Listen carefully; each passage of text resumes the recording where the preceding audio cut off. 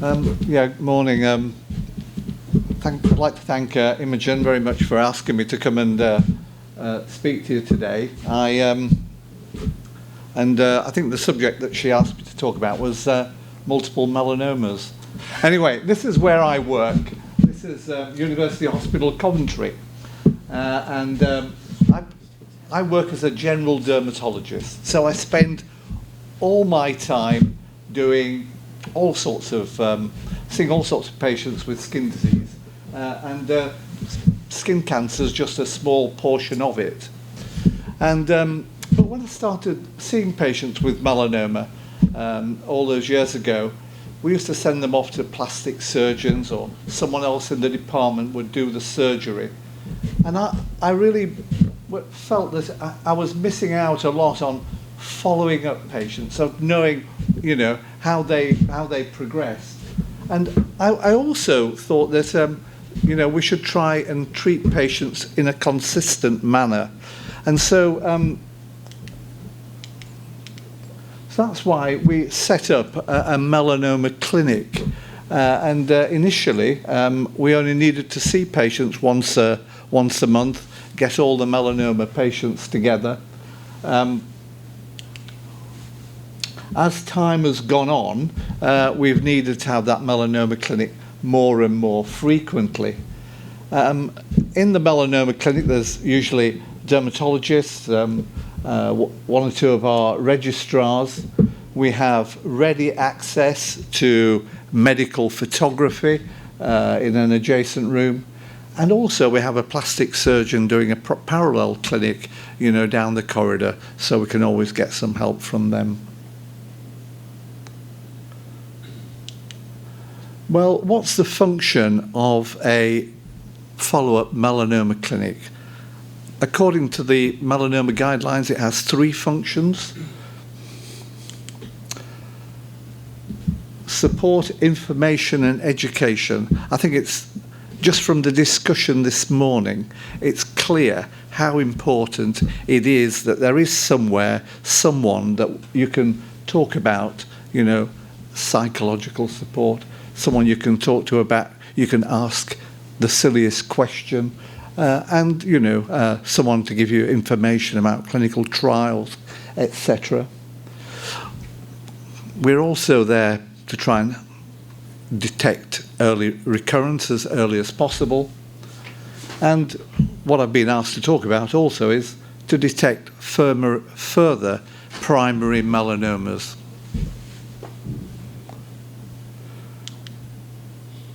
One of the biggest changes since I've been in dermatology and been dealing with skin cancer is the organisation of skin cancer. It's very sensitive, this thing. Has been the organisation of our clinics.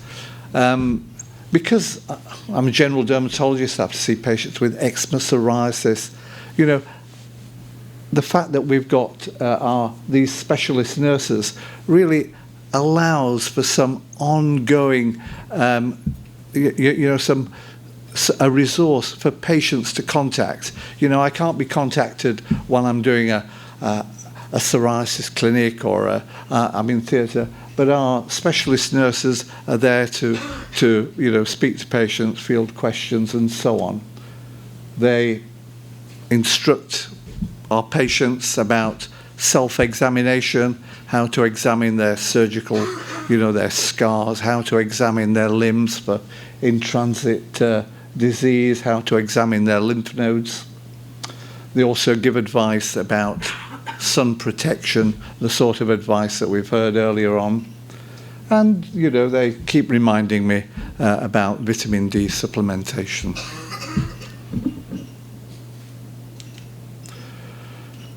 To detect recurrent, when patients come, we're always ask them about self-examination. Some of them clearly, blush a little bit and say they don't do it quite as often as they used to.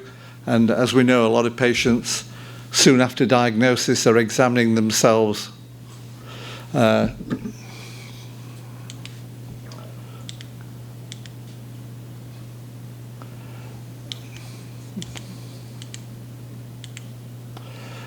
patients are examining themselves every other day, and as time gets on, they get more confident. And we sometimes say to patients, "When do you examine yourself?" And they say, "Well, not as often as I used to." We examine our patients from head to foot, and then we carry out any surveillance investigations that we've decided to use to look after them.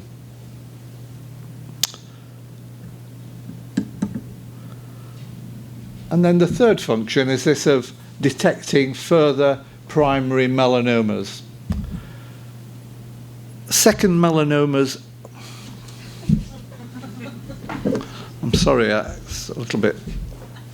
Second melanomas, okay, do you want to turn that? Yeah, okay, thanks very much. So second melanomas do occur, and third melanomas. So second primaries probably occur. The statistics seem to be very variable, between 2 and 10%.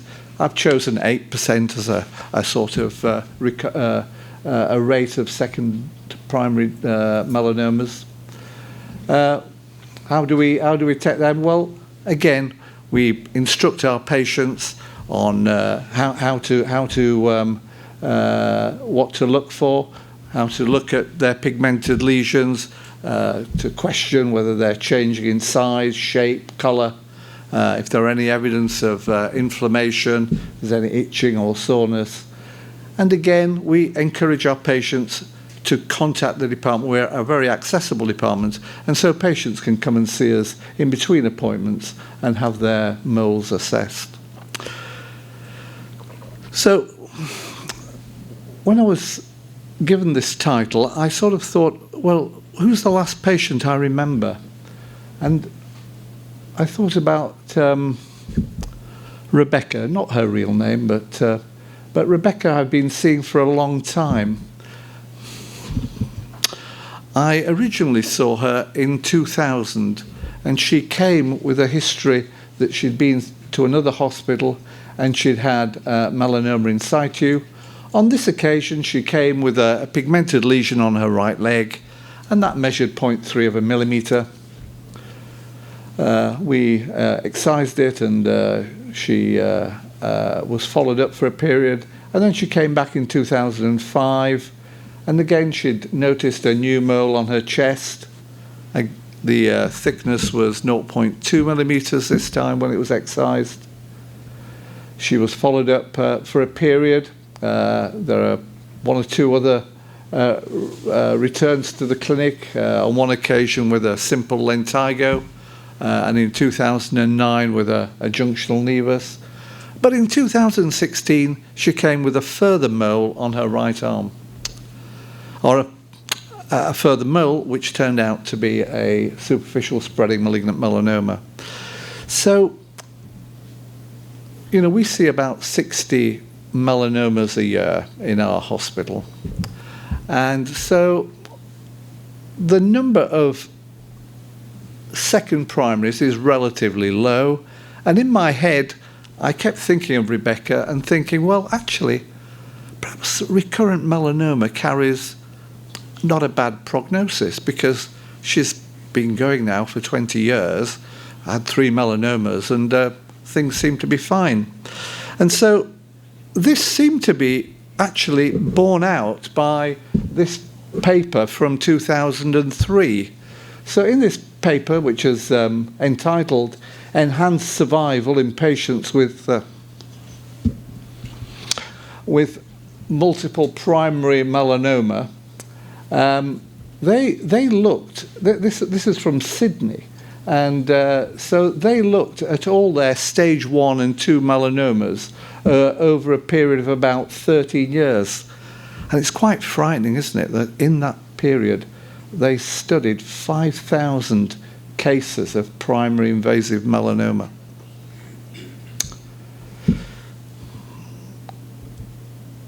You've seen survival curves, lots of survival curves this morning. Well, here's another survival curve. And here you can see the dark.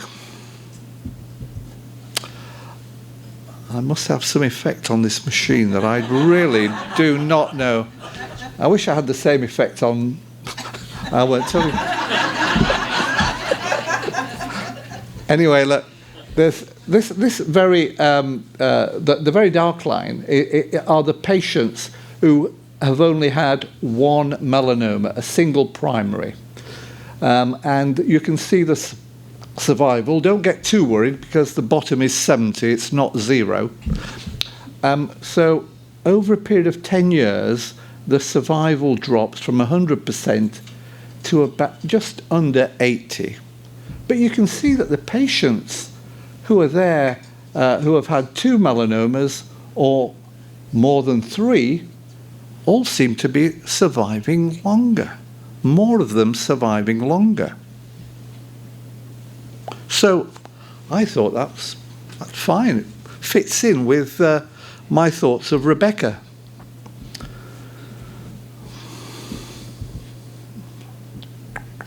Sorry.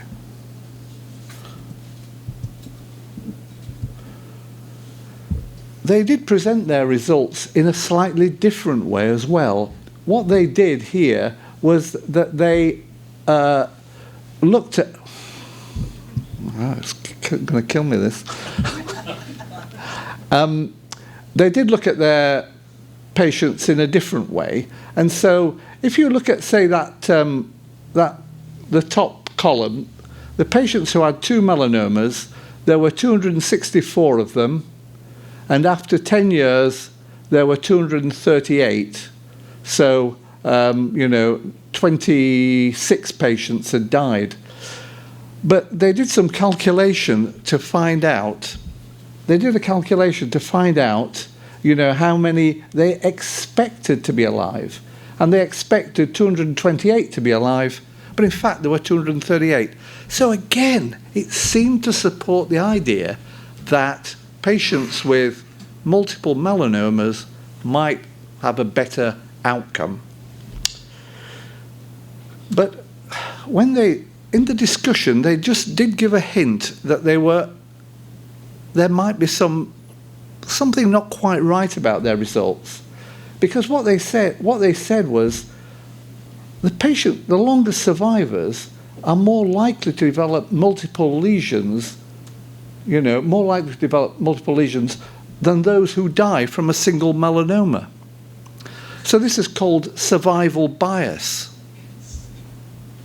So they tried to answer it just in their own study by saying, well, perhaps if we look at the patients who've had their extra melanomas within a period of 2 years, maybe that will sort of answer the question. And so when you look down the column on the left, you'll see the patients with 2 melanomas, and they've appeared within 2 years. You find that there were 162 of those. After 10 years, there were 143 patients still alive, and they would have expected 141. So again, seems to suggest that there is some survival advantage in those patients. Well, data in melanoma is always out of date, because here's a study now from 2016, again from Australia, but now they're saying the 10-year survival after multiple invasive melanoma is worse than after a single melanoma. This study comes from Australia, and this time comes from Queensland. And it's again looking at patients that have presented between 1995 and 2008, so 13 years. And again, quite frightening, 32,000 patients. So in this study, they tried to actually eliminate this survival bias. And so they did this by a sort of statistical technique that they called delayed entry or left truncation. That's just to make me sound good, because I don't know what it means. Other than to say, what you do is you only enter patients into the survival statistic once they've had their second or third melanoma. And in that way, you try and eliminate that survival bias. And so what do you get then? So here, some of their figures. Patients with a single melanoma, 29,000, almost 30,000 patients.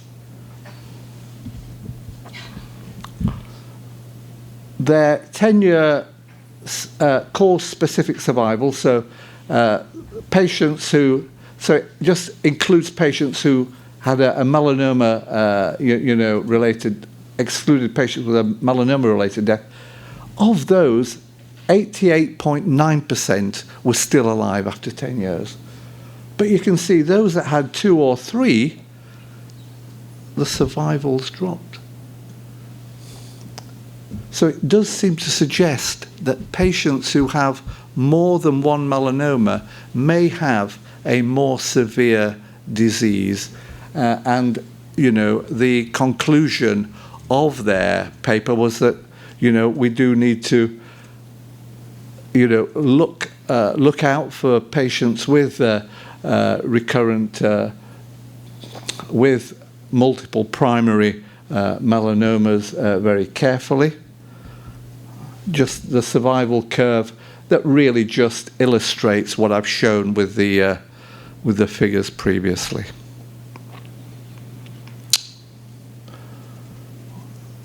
So, in that the last paper, the second melanomas occurred in about 6% of their series. Third melanomas in 1%. And we can see that multiple melanomas seem to be associated with a poorer survival.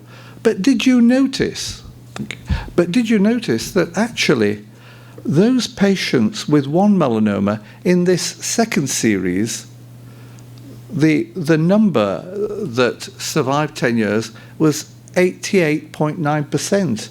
It was 80% in the previous series. So there's already some improvement in 10-year survival. And these figures really are out of date, aren't they? Because since then, we've had sentinel lymph node biopsy, we've started adjuvant therapy, we've got targeted therapy, and we've got checkpoint inhibitor immunotherapy. All these things which, again, have a positive effect on survival. We do look for further primary melanomas in the clinic. Clinical assessment, we use dermoscopy, photography, mole mapping.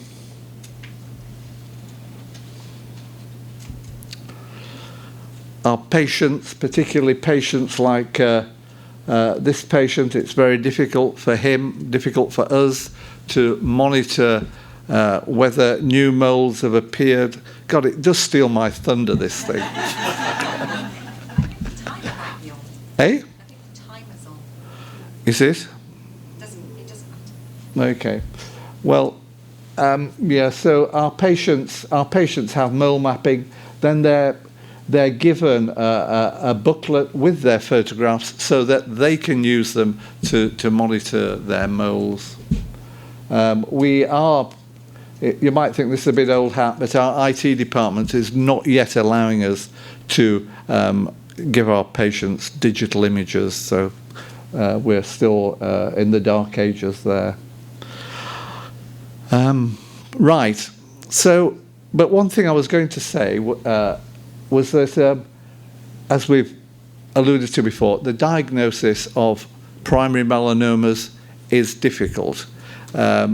Mistakes are made both ways. Melanomas can be missed, but the number of pigmented lesions that are excised to detect one melanoma, can be quite high. Some departments measure it. We probably have to remove 6-7 pigmented lesions to detect one melanoma. So that needs to be improved, I think, or perhaps we should be thinking of ways of improving that. And I was going to then just finish off and talk about this Alsatian. This is a case report from the British Medical Journal, and this is a report of a man who noted that his dog was licking his skin behind the ear continuously, and he then noted that he had some sort of skin lesion there, and when that was excised, it was found to be an invasive melanoma.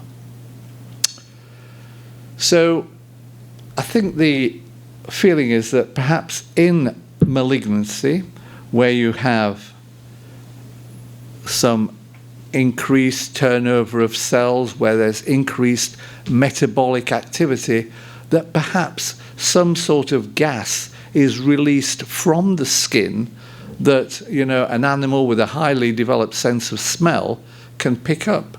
And in fact, the literature has got lots of examples where particularly dogs have smelt or have been sort of thought to have smelt a cancer. So this is just to say that we haven't got a dog, but we have got some equipment, something called a mass spectrograph, which we employed to look at the gas coming from melanomas. And it's a little machine that can be fitted on a desktop, and we get some air from the top of the melanoma and put it through this mass spectrograph, and we compare it with the skin adjacent to the melanoma, and you can see on the left that is a normal sort of a graph from normal skin.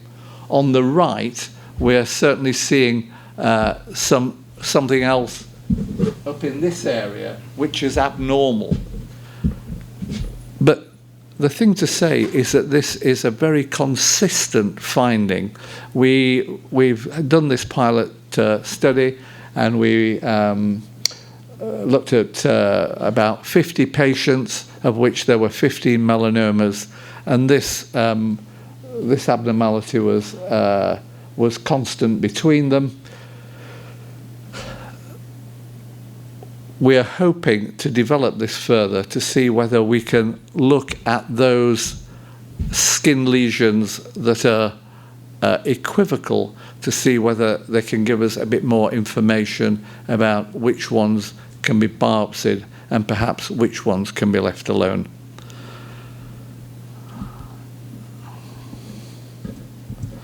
After that struggle, thank you very much.